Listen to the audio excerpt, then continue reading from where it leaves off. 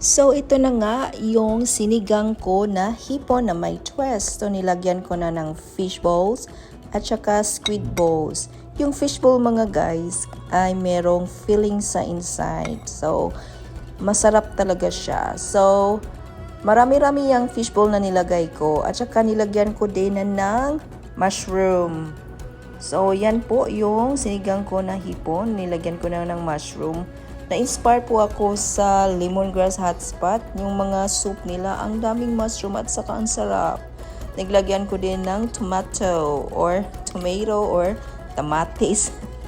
At saka hindi maanghang yung sabaw ko. So nilagyan ko din ng kimchi para maanghang siya. I like spicy food. So yung kimchi masarap yan. Binili ko yan kahapon.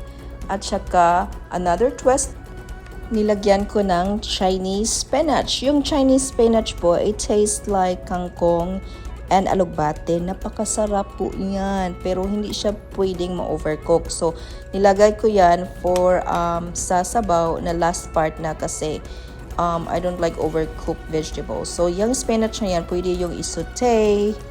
And then, pwede yung ilagay sa soup din. Pero hindi pwede yung ma-overcook talaga. Napakasarap yan ng Chinese spinach.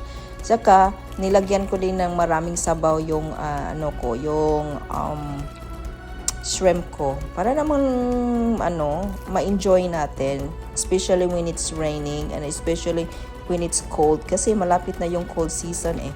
So yan, nilagay ko yan and hindi pa din ako na-satisfied mga bay kasi I tasted naman sa soup pero hindi siya maanghang. So ano ang nilagay ko?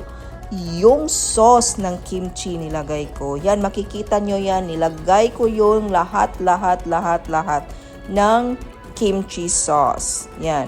So, I pour more soup po sa shrimp ko.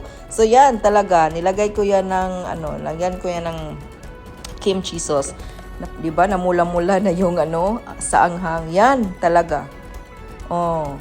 Diba ang sarap niyan? Oo. Masarap po yan pag umuulan sa gabi or any time of the day or any time of the night. Pero hindi naman po sa sinong gustong maanghang, you don't have to put kimchi or you don't have to put kimchi sauce. So just leave it like that. But for me, I like it.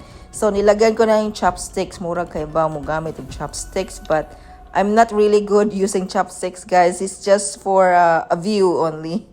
So anyway, yan po yung sinigang ko na hipon na may twist. So I hope you enjoy my video and I hope you guys, I inspire you to make this kind of soup. It's really good.